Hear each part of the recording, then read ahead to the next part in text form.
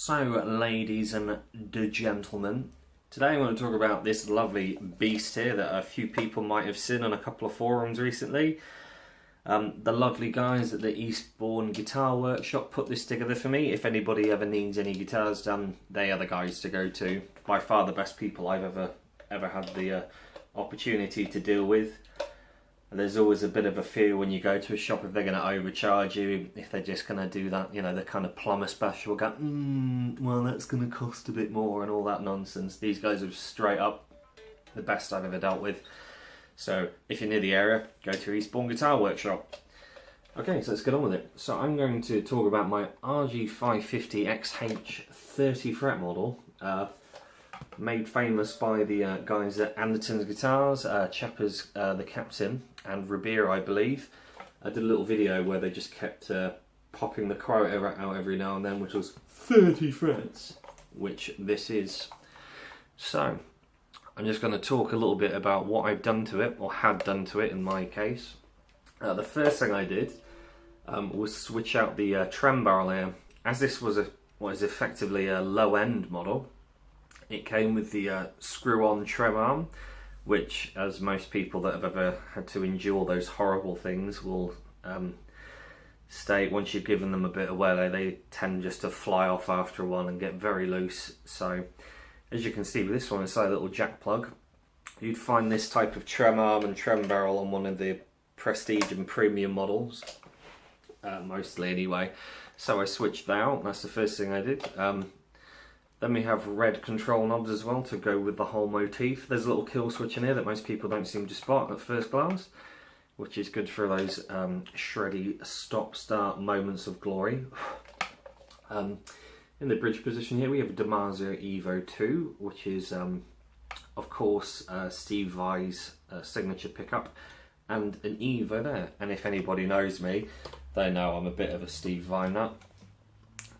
Attended a few Vai academies and played with them quite a few times.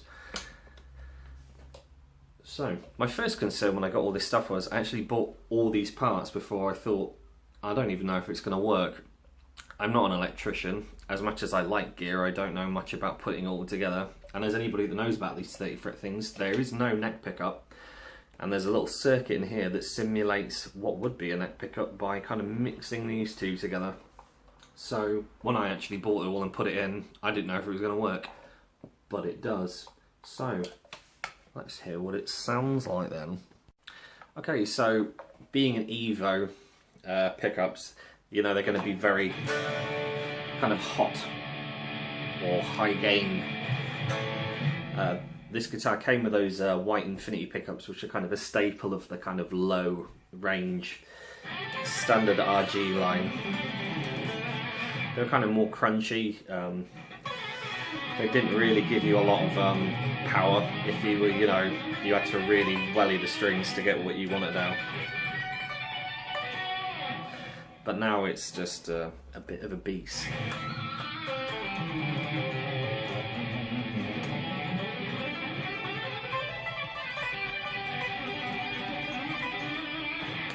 Just response-wise, even when it comes to just simple tapping motifs, the clarity's there.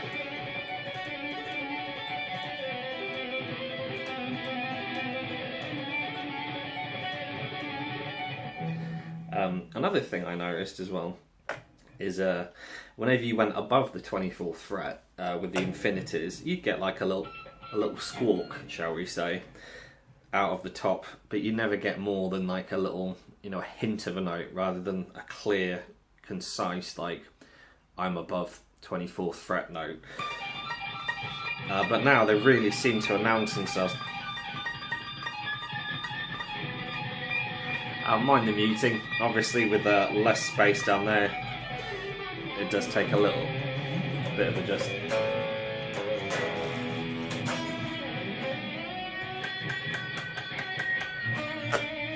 I'm on the kill switch.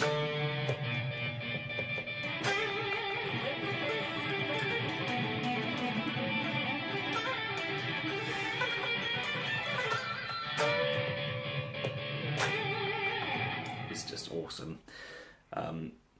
The main reason I like these cool switch things is I've always been a big fan of the whole Zakk Wylde thing, but with a Les Paul you kind of have to volume off the tone and the, well maybe not the tone, just the volume of the top pickup, and kind of give the old selector switch some welly, and it's like we have the technology now to kind of do more, you know, direct, more direct things, you know. So overall, this just plays really well now. You're not really fighting the guitar to get a good sound out of it. It just sounds good. The only thing I'd probably say about the pickups is that they're so responsive. If you make a mistake, it's really loud, like really loud. I'm sure I've seen a disclaimer somewhere where they've said, like, you know, if you buy these pickups, do be warned. They're not for everyone. But I think as a after doing a degree, you become very critical about your playing, and you really focus on just getting all the little bits right. And I think having the mistakes being announced so loud really does help your technique. So I actually really like them. I do have them in my other guitar as well, but that's a conversation for another day. So thank you for looking at the video.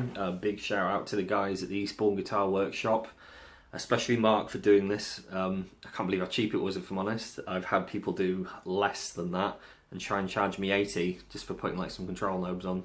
I believe it was putting a kill switch in on a guitar once, and the church charged me 80 quid. And, you know, won't be going to Brighton again, put it that way.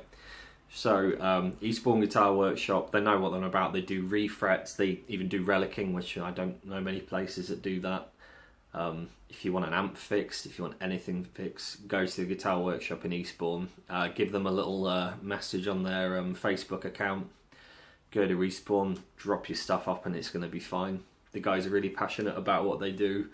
I mean, to be honest, just talking to them has given me a bazillion ideas about what I want done next. I mean, from, you know, possibly scalloping the lower frets here, like taking apart a Gem Junior for it to be swirled. All sorts of ideas are now possible, and refretting for this as well, like stainless steel refrets, which is something, you know, I've wanted to do for a while.